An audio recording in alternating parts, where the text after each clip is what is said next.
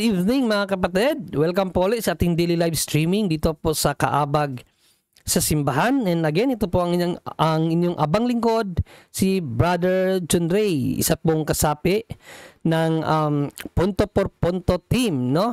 At isa po tayo sa mga sumasagot ng mga katanungan na itinatanong ng ating pong mga kapatiran, maging ng ating mga kaibayo sa pananampalataya. So, sa gabi pong ito mga kapatid, ay meron po tayong sasagutin na isa pong kasapi ng Iglesia ni Cristo na nagagalang Latigo Umandam. Kasi, nung nakaraan, nag-live po ako sa Facebook at bigla po itong pumasok si Latigo Umandam, no? At nagtanong ng mga katanungan. At ang dalawa sa katanungan na highlights sa naging naging sagutan namin, itong unang tanong niya, kung namatay ba ang Diyos ayon sa aral natin. Of course, based po sa aral ng simbahan, no, namatay po talaga ang Diyos, no? God died. Yan po talaga ang aral ng simbahan. Ang pangalawa niyang tanong kasi sa akin mga kapatid, alin ang namatay? Pagka-Diyos or pagkatao ba? So sinagot ko siya na ang pagka-Diyos, hindi yan pwedeng mamatay. Ang namatay, ang Diyos. So yan po mga kapatid, no? Ang dalawang magkaiba niyang tanong na sinagot ko sa dalawang magkaibang sagot. Pero, ang nangyari, nung nag-live siya, or gumawa siya ng content, no, nag-vlog siya, pinutol niya yung dalawang magkaibang sagot ko sa kanyang dalawang magkaibang tanong. Kung sa baga, pinalabas niya mga kapatid na yung aral ko na itinuturo ay magkasalungat. So hindi daw ako dapat paniwalaan kasi bulaang mga ngaral daw ako at magkasalungat ang aral. Kasi doon sa video niya, pinalabas niya na magkakontra yung explanation ko. Putol kasi Ang lumabas lang doon, pinakita niya sa vlog niya, sinabi ko, ang Diyos ay hindi namamatay. Ang Diyos ay namatay. Yun ang lumabas sa vlog niya. Tapos, siningit niya yung isa kong sinabi na ang pagka-Diyos ay hindi namamatay. So kung pakikinggan at titingnan mo, para makakontra nga mga kapatid. No? So yun pang binanatan niya. So ang nangyari, nag-live ako, no? Kinounter ko siya. Nag-live ako, kinontent ko siya, tapos pinakita ko na pinutol niya yung dalawang magkaibang sagot ko sa dalawang magkaiba niyang tanong. Yun pala ang pinaka-purpose niya. No, pinainan niya ako ng dalawang tanong na magkaiba ang sagot para maputol niya yung dalawang magkaibang tanong, gagawin niyang isa at ipapalabas na magkakontra mga kapatid. So sinagot natin siya, no? Pinakita ko yung evidences na mali ang kanyang kanyang maling akala mga kapatid. Pero ang nangyari sa sumunod na araw, no, nag-content na naman siya, no? Doon sa sagot ko. Dahil in-explain ko na magkaiba ang Diyos sa pagka-Diyos. Kasi ang Diyos kasi tumutukoy sa persona ng Diyos. At ang pagka-Diyos tumutukoy naman sa kalikasan ng Diyos or nature ng Diyos. Ang turo ng simbahan, ang kalikasan or nature ng Diyos, hindi yan pwedeng mamatay. No? Pero ang divine person, specifically, the second divine person, ay literally namatay talaga. Si ating Panginoong Jesucristo, namatay talaga. Tunay na namatay ang Panginoong Jesucristo 'Di ba? Sa aral kasi ng simbahan at ng Biblia, Diyos si Kristo. Problema lang, hindi naman naniniwala itong mga INC na Diyos si Panginoong Jesucristo. Kaya hindi sila naniniwala na namatay ang Diyos mga kapatid. Gayunpaman, bumanat na naman siya ng isang argumento, no? Kasi nga, sinabi ko sa sagot ko sa kanya na ang Diyos namatay. Ang hindi namatay ang pagka-Diyos. So sabi niya, kung namatay ang Diyos, bakit sinabi ng isang paring Katoliko sa kanyang aklat, hindi ko naman nakita yung kabuuan ng aklat, no? May pinakita siyang reference. At ipapakita ko rin sa inyo yon, no? Na mayroon siyang ginamit na reference at ang nakalagay doon, hindi namatay ang Diyos. Sabi niya, pari daw ang nagsabi nun. Hindi ko alam kung pari ba talaga nagsabi nun. Hindi naman pinakita yung title ng libro at kung sino yung akda ng nasabing libro, mga kapatid. Pero, ibigay natin sa kanya yung benefit of the doubt na pari nga yung nagsabi nun. Pero tandaan natin, ang tanong niya sa akin, hindi niya ako tinanong, mga kapatid, kung ano ang definition ng Diyos or ng God. Hindi siya nagtanong what is the definition of God or the definition of yung salitang Diyos. Ang tanong lang niya sa akin, kung sa aral ba natin, namatay ba ang Diyos? Kaya ang sabi ko sa kanya, yes, ayon sa aral ng simbahan, namatay ang Diyos. Even in tradition, the church father says, God tasted death. Yun ang tanong niya. Tapos sa isang banda, tinanong niya kung alin ang namatay, pagka-Diyos ba at pagkatao. Kaya nilinaw ko na hindi mamamatay ang pagka-Diyos. Kasi pag sinabi mong pagka-Diyos, tumutukoy yan sa kanyang divinity, sa kanyang kalikasan. No? Ang namatay, ang second divine person of God. So ang persona ng Diyos, ang second divine person of God na si Panginoong Jesucristo, ang namatay, hindi ang kanyang kalikasang pagka-Diyos. Kasi ang pagka-Diyos hindi namatay. So, yun nga, ginamitan niya ako ng dirty tactics, no? Gumamit siya na isang reference na hindi ko alam kung saan niya napulot yon at pinalabas niya na magkakontra yung sinabi ko sa sinabi ng pare. Kasi nga, yung sinabi ko, ang Diyos namatay. Ang sinabi doon sa aklat na binasa niya, hindi namatay ang Diyos, mga kapatid. So, pinalabas niya na magkakontra daw ang aking sinasabi. At yun ang ating sasagutin, mga kapatid, matapos lamang ang isang paalala. Dahil sa katotohanan ng ipinapangaral ng Santa Iglesia Katolika na hindi maitanggi ng mga protestante sa lungatang aral at bahayag ng mga pastor,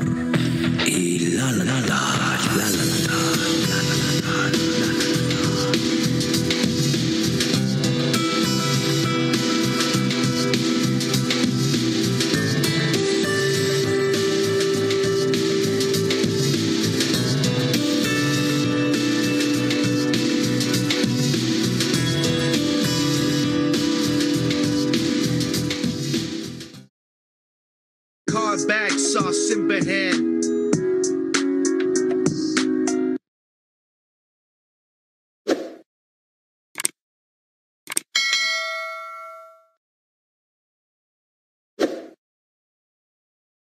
Alright, shout out po sa lahat ng ating mga viewers.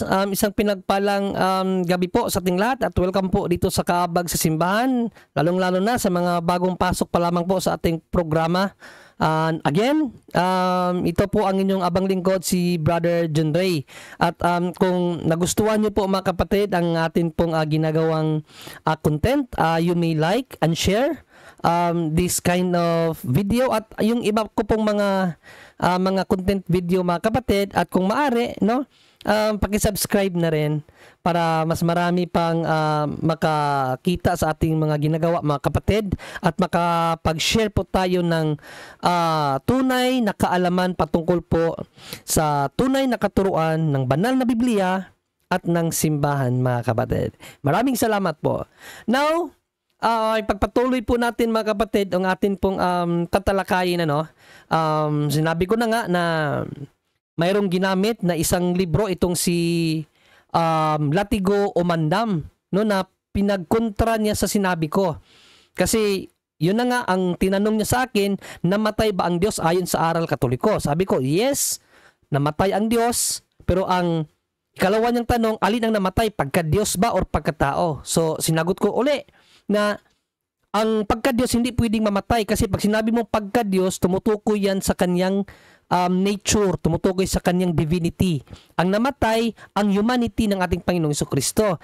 Pero ang nag-act ng kamatayan, yung second divine person na walang iba, ang ating Panginoong Jesucristo. So yun po ang sagot ko sa kanyang dalawang magkaibang tanong, kapatid. So ngayon, gumamit siya ng isang aklat na sabi niya galing daw sa isang paring Katoliko. Hindi naman niya pinakita yung cover at yung writer. Pero may nakasulat kasi doon, hindi namatay ang Diyos. kinontra niya yun sa sinabi ko na namatay ang Diyos. So, bago daw tayo magpaliwanag, kinakailangan na kontrahin daw muna natin yung ating mga kasamaang Katoliko na nagsasabing hindi namatay ang Diyos. Una mga kapatid, no, hindi siya nagtanong sa akin kung ano ang definition ng salitang God or Diyos. Hindi po yan ang tanong niya. Ang tanong niya sa akin is specific. Namatay ba ang Diyos ayon sa aral niyo? Kaya sabi ko, yes. Okay? So, kaya sinabi ko, ang Diyos namatay kasi yun talaga ang aral ng simbahan. Nung sinabi ng aklat na ginamit niya na ang hindi namatay ang Diyos, hindi natin alam kung ano ang contention ng writer. Kasi ang salitang Diyos or God is a homonyms mga kapatid. Meaning po ng homonyms, one word has or have two different distinct meaning. Halimbawa na lang, ibinigay ko na yung halimbawa kaganina, no? Na sa Biblia, no, yung mga tinatawag nating biblical term like Sabbath or Sabbath, no? One word, isang termino lang yan, Sabbath. Pero mayroon siyang dalawang magkaibang kahulugan. Ang isa, ang kahulugan rest. Ang isa naman, name of the day. 'Di ba? So yan po ang Sabbath. Mayroon siyang dalawang magkakaibang kahulugan. Gayon din po no ang yung salitang nakam. No? Yung salitang nakam. Sa Biblia po mga kapatid, ang salitang nakam ay mayroong napakaraming kahulugan depende po sa konteksto. So yan po ang mga biblical term. No, na minsan iisa lang ang salita pero iba-iba po ang meaning, depende po sa sitwasyon, depende po sa konteksto. So yun din po ang salitang God or Diyos mga kapatid. Kasi ang salitang God or Diyos is homonyms, no? Again, ano ba yung homonyms? One word, two different meaning. Ang isa sa meaning ng God talks about the person of God. Minsan naman, yung salitang God, ginagamit siya sa salitang divinity or sa pagka-Diyos or sa kalikasan ng Diyos. Yan po ang dalawang magkaibang meaning ng salitang God, mga kapatid. Hindi niya ako tinanong what is the definition of God. Specific yung tanong, namatay ba ang Diyos? Kaya sinagot ko ayon sa aral ng simbahan na yes, God died according to the teaching of the church. So bago natin lalawigan or ipalawig ang ating explanation, pakinggan muna natin mga kapatid ang kanyang pagtuliksa sa atin at kanyang paggamit sa isang aklat Katoliko na kinontra po niya sa atin pong sagot sa kanyang specific na tanong mga kapatid. So ito po ang kanyang video mga kapatid. Kasi ang sabi mo, ang pagka-Diyos ang hindi namamatay. Pero ano naman ang sinabi ng aklat nyo? Pare mo, kontrahin mo, John Ray. Ha? Bago mo kami yabangan at punahin mo muna si Enrique Dimon. Ito, aklat po ninyo. Nakikita nyo sa inyong screen. Anong sinabi ng inyong pare? Yan o, basahin mo ng buo. Pero ako babasahin ko lang ito. Ito yung pinakapunto. Nandiyan naman sa inyong screen. At alam ko naman na mayroon kayo dito. Maliban na kung magbubulag-bulagan kayo, John Ray. No? Yes, Omar. Basahin niya. Ano nakasulat dyan? Ngunit hindi namatay ang Diyos. O, kita mo yan? Ayun mga kapatid, no? So, nakita daw ba natin, no? Yung ginamit na reference na sabi niya, sulat daw yun ng isang pari. Hindi pa natin alam kung talagang pari sumulat noon. Kasi hindi naman niya pinakita yung libro. No? Yung laman lang ng libro at hindi rin niya pinakita kung sino yung author. Basta sabi niya pare. Hayaan natin, no? Na sinabi doon, nakita nyo naman, hindi namatay ang Diyos. Again, ang tanong niya sa akin kaganina, o nung nakaraan, namatay ba ang Diyos? Kaya sinagot ko siya ayon sa teaching ng simbahan. Yes, ang Diyos ay namatay. Hindi niya ako tinanong kung ano ang definition ng Diyos. Kasi again mga kapatid, ang God or Diyos is a homonyms. Ibig sabihin, isang salita na mayroong dalawang magkaibang kahulugan. Biblically speaking, ang God minsan ginagamit siya sa persona ng Diyos. Minsan naman, yung God ginagamit siya sa divinity or sa kalikasan ng Diyos. So, yung binasa natin, hindi natin alam kung yung author nun, ang kanyang intention na nung sinabi niya na ang hindi namatay ang Diyos, hindi natin alam na ang kanyang ibig sabihin noon, ang divinity or yung kalikasan ng Diyos ang hindi namamatay. Okay? So yun po ang catch up ko doon. Kasi hindi naman mali. Kahit sabihin natin na hindi namatay ang Diyos, kung tumutukoy naman siya sa divinity, hindi mali yan. Hindi rin mali pag sinabi mo na matay ang Diyos kung ang tinutukoy naman ito ang kanyang divina persona. Kasi magkaiba ang persona ng Diyos sa kalikasan ng Diyos. Again, ang namatay, ang persona ng Diyos, hindi ang kalikasan ng Diyos, mga kapatid. Ngayon, paano ba natin ito kukontrahin? Na parang pinapalabas niya na kontra ang ating sinabi doon sa sinabi ng aklat. Well, ako mga kapatid, I stand of what the church teaching. Kasi, dogmatically, mga kapatid, ang turo talaga ng simbahan, God died literally. Kaya nga, ang CBCP, no, ang Conference Bishop of the Philippines, nagbaba ng decree na lahat ng Katoliko at CFD ay dapat tanggapin ang doktrina na God died. Diba? Dinesisyon na ng simbahan kasi maraming mga Katoliko na hindi naniniwala sa doktrinang iyan. Kaya ang simbahan nagbigay ng hukom, no, na namatay talaga ang Diyos literally. Pero klinaro yan na ang namatay, ang divina persona, hindi ang divinity or ang pagka-Diyos or ang kalikasan ng Diyos ang namatay, kundi ang second divine person na walang iba ang ating Panginoong Jesucristo. Yun po ang hindi nila nalaman, mga kapatid. Ngayon, granting without admitting na pari nga ang nagsabi. Tapos, kung sakali man, mga kapatid, no, kung sakali man na ang contention nung nabasa natin, yung author, kung ang contention niya is nung pagkasabi na hindi namatay ang Diyos, kung ang kanyang contention or intention na hindi namatay ang divina persona, hindi po dapat paniwalaan kahit papari yun. Kahit papari ang magsabi, hindi pwedeng paniwalaan na hindi namatay ang divine person. Kasi ang pinakaturo ng simbahan kasi, namatay talaga ang Diyos. God died. At yung pagkasabing God died, tumutukoy sa second divine person. Hindi sa divinity or sa kalikasan ng Diyos, mga kapatid. So ngayon, tingnan muna natin, no?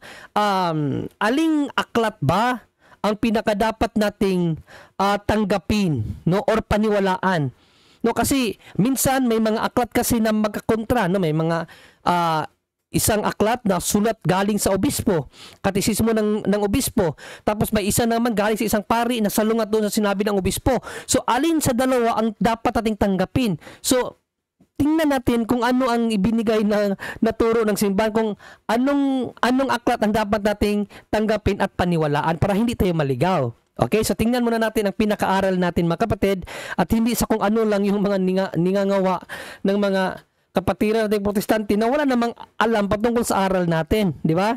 O sige, tingnan natin anong pinakaaral talaga ng simbahan when it comes sa itong pagtanggap ng aral, mga kapatid. Ano ang pinakadapat nating tanggapin na aral? So, ito po ang ating mababasa, no? Sa Fundamentals of Catholic Dogma, mga kapatid, yan, nakita nyo, Fundamentals of Catholic Dogma, no? Concept and Classification of Dogma. So, dito natin babasahin sa baba, no? Ito pong mga naka-highlights ko na yan. So, ang sabi po dito, the promulgation of the dogma by the teaching authority of the Church. This implies not merely the promulgation of the truth, but also the obligation on the part of the faithful of believing the truth. So, ang pagpapahayag daw ng aral ng simbahan sa pamamagitan ng teaching authority, no? Nag-i-imply daw ito na hindi lamang ang pagbaba ng aral ng katotohanan na galing sa simbahan, kundi pati na rin yung part ng faithful na tanggapin kung ano yung itinuro or ibinaba ng simbahan na katotohanan. So yan po ang ibig sabihin ng dogma, promulgation of dogma, hindi lang sa part ng simbahan, kundi pati sa part ng mga laiko na dapat tanggapin kung ano ang ibinaba na turo ng simbahan, mga kapatid. So this promulgation by the church may be made either in an extraordinary manner through a solemn decision of faith made by Pope. So, ang pag-promulgate daw ng aral, so, pwedeng extraordinary manner. Ibig sabihin, yung galing sa Pope lamang, no? Yung bang, yung tinatawag nating encyclical letter. So, kapag ang Pope magbaba ng encyclical letter, so, parte kasi yun sa kanyang kapangyarihan, dapat ating tanggapin at paniwalaan. Sabi dito, or a general council, o ibig sabihin, kabuuan ng simbahan. Kung ano yung ibinaba ng kabuuan ng simbahan, kinakailangan nating tanggapin. Or through the ordinary and general teaching power of the church. Ibig sabihin yung local magisterium, halimbawa sa atin yung CBCP. Nung ibinaba ng CBCP na lahat ng katolikong laiko at mga Catholic faith defenders dapat tanggapin na may kababaang loob ang doctrine of God died. So dahil ibinaba yung simbahan, dapat tanggapin lahat yun ng mga Katolikong Pilipino. Santos ang daming hindi naniniwala doon, no? Kasi hindi daw yun magisterium talaga na pangkabuuan. Ano lang daw yun, local magisterium lang daw. Pero sabi dito sa dokumento ng simbahan, tanggapin kahit yung local magisterium ang magbigay ng desisyon, tanggapin ang desisyon ng local magisterium. Tapos ang panghuli, mga kapatid, the latter may be found easily in the catechism issued by the bishops. Kita nyo? So, ang mga siguradong aral na talagang hindi tayo magkakamali, either galing sa Papa, either galing sa mga konsilyo, or sa local magisterium, or galing sa katekismo ng mga kaobispuhan. Walang binanggit na galing sa mga kaparian. Nakuha niyo? Kaya kung mayroong dalawang statement na magkasalungat, yung isa galing sa obispo, yung isa galing sa pare, magkasalungat, paniwalaan natin yung galing sa obispo, hindi yung galing lang sa pare, kasi lalabas noon yung sa pare, self-interpretation lang niya yon. Alright? Ngayon, ano ba ang teaching ng simbahan? Ayon sa teaching ng simbahan, namatay ba ang Diyos o hindi namatay ang Diyos? O tingnan natin, ano ba talaga pinaka-teaching ng simbahan? Ayon sa Catechism of the Catholic Doctrine na ibinaba ng CBCP. No? So ito, ipakita ko sa inyo, mga kapatid, ito. Ang God-died Doctrine, no? Catechism on God-died Doctrine. Sino ang nagbaba nito? O, pakita natin. Ang nagbaba nito, endorsed by CBCP President and CBCP Doctrinal Commission. Okay, Doctrinal Commission mismo ng CBCP ang nagbaba niyan, mga kapatid. No? So, ano ang aral na ibinigay dito sa Catechesis on God-died Doctrine? Ito, Catechesis on God-died Doctrine. Ano ang aral na ibinigay? Ito, mga kapatid, ito ay galing sa Concilio Trento noong 15th century. No? So, ibig sabihin, Church Council talaga ang nagbaba sa aral na ito. Ano ang pinaka-principal object of Catholic faith pagdating sa kamatayan ng Diyos? Namatay ba o hindi namatay? O, basahin natin, mga kapatid, no? It is not, however, our belief that the body of Christ alone was interred. No? Anong sabi ng simbahan? Hindi namin paniniwala na ang katawan lang ni Kristo ang inilibing. Bakit? The above words propose as the principal object of our belief that God was buried. Ano daw? The principal object of our belief. Ito yung pinaka-pananampalataya or pinaka-tinutumbok ng pananampalataya namin. Na alin? God was buried. Pag sinabi mong buried, namatay talaga yan, mga kapatid. Alam nga naman, inilibing ang Diyos na hindi namatay. Di ba? Pero mas lalong hindi ka paniniwala yon. So, God was buried. Ibig sabihin, namatay talaga ang Diyos. As according to the rule of Catholic faith. So, rule of Catholic faith yan, mga kapatid. We also say with the strictest truth that God died. Napakalinaw sa aral ng simbahan. And that God was born of a virgin, for as the divinity was never separated from his body, which was laid in the sepulchre, we truly confess that God was buried. So yan po ang napaka-literal na aral ng simbahan, mga kapatid. Pagdating po sa Diyos, kung namatay ba talaga ang Diyos, ang sabi ng simbahan, this is the principal object of our belief, that God was buried and that God died. Namatay talaga ang Diyos. Sad to say, ang dami kasing mga Katoliko na hindi naniniwala sa aral ng simbahan na yon. No, kasi daw sabi nila, ang gumawa niyan mga CFD lang, at saka pinapirma lang nila sa mga pari, hindi naman talaga sa simbahan. Mga kapatid, binasa na natin ayon sa Fundamentals of Catholic Dogma ang aral na galing sa Papa, galing sa Konsilyo, galing sa local magisterium or sa mga katisismo ng obispo, tanggapin. Hindi pa rin nila tinanggap. So hindi na natin kasalanan yun, kasalanan nila yon. Ngayon, sa sinasabi nila na hindi naman yung galing sa pinakasimbahan mismo, yung salita na yon, ipakita natin sa Council of Trent. No, kasi dito, ang Council of Trent, dito ginawa yung fundamental belief natin noong 15th century na yung mga nag-promulgate ng dogma na ito, mga kapatid, naging santo na. No, kasali dito si Saint Bersamin. Robert ba yun? Robert Bersamin, mga kapatid. Naging saint na yon. Basahin natin ano ang pinaka-fundamentals dogma natin, no? Sabi dito sa The Catechism of the Council of Trent. So, Trinto to, Konsilyo to, mga kapatid. Basahin natin, ha.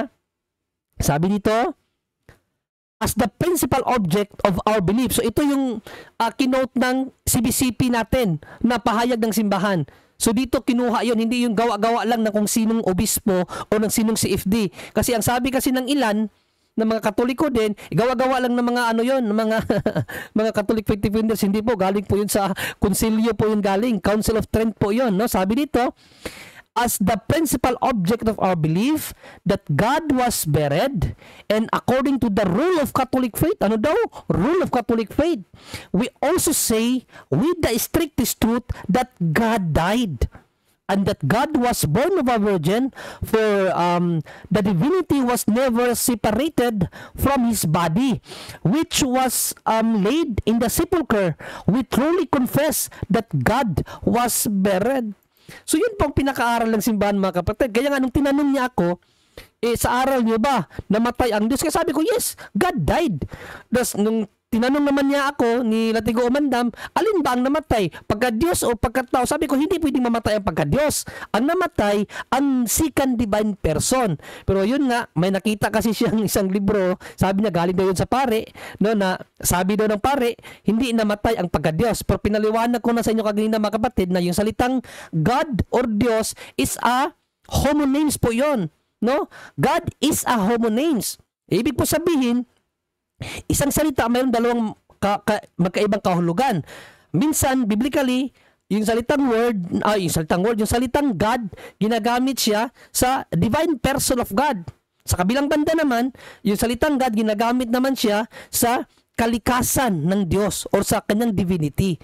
So, yung binasan niya na pahayag na ng pare na hindi namatay ang God, kung ang contention nung sinasabi niyang pare na hindi namatay ang God, tumutukoy sa divinity, hindi kami tutol doon, hindi ako tutol doon. Pero kung kahit pare pang nagsabi, tapos ang contention ng pare na hindi namatay ang divina persona, ay tutol ako doon kasi ang pinaka-teaching talaga ng simbahan, namatay talaga ang Diyos. Actually, sa pinaka-teaching ng simbahan, sa tinatawag na Catechism for Adult Catholics, mga kapatid, God died literally. No, ipapakita ko sa inyo.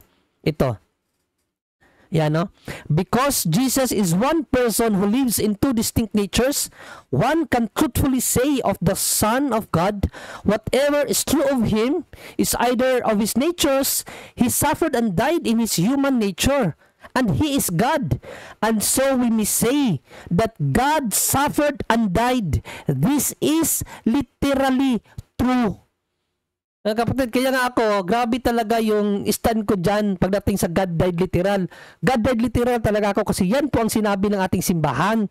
Even our beloved Pope Benedict XVI, our late Pope Benedict XVI, ano ang kanyang teaching, mga kapatid? Ito, basahin natin, no? Sa isa pong aklat na Pope Benedict XVI, so pahayag ito ni Pope Benedict XVI na may pinamagatang Jesus Christ according to the Pope, no? Itong statement na ito ay stated niya ito noong homily on Saturday, no? Homily niya to sa isang araw ng Sabado. Page 43, 439. Ano yung sinabi niya? Ito yung highlights ko. Ang sabi dito, sabi ni Pope Benedict XVI to na nasa kabilang buhay na po, na sumalangit na po nawa ang kanyang kaluluwa. Sabi dito, God is dead and we killed him literally from the Christian tradition.